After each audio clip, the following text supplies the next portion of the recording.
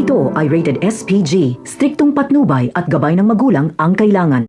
Masaya pang pupunta sila Tanggol sa bahay ng mga kabalyero.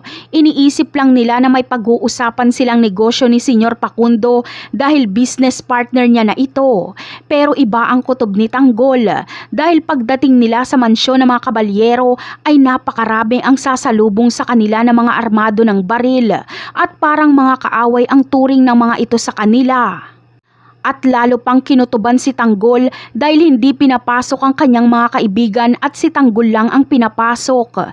Kinuha pa ang kanyang baril at tila hinawakan siya ng mga tauhan ni Senyor Facundo na para bang isa siyang bihag. Alam ni Tanggol na panganib ito pero wala siyang magagawa dahil na-corner na siya.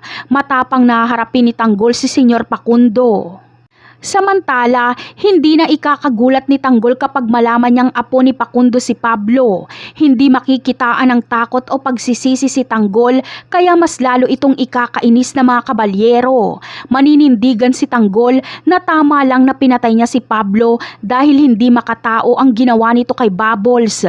Sisisihin pa ni Tanggol sila Senyor Facundo dahil pinalaki nila si Pablo na masama at hambog. Magdadalawang isip naman si Senyor Facundo na tapusin si Tanggol dahil siguradong manganganib ang kanyang pamilya dahil susugod ang mga kaibigan ni Tanggol at sila Supremo kapag hindi makalabas ng buhay si Tanggol.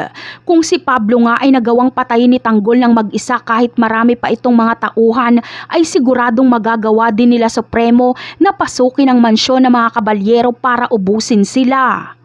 Samantala, saktong malalaman na ni Marcelo na siya ang ama ni Bubbles, kaya posibleng si Marcelo pa ang magligtas kay Tanggol kapag malaman ni Marcelo ang dahilan ni Tanggol kung bakit niya pinatay si Pablo.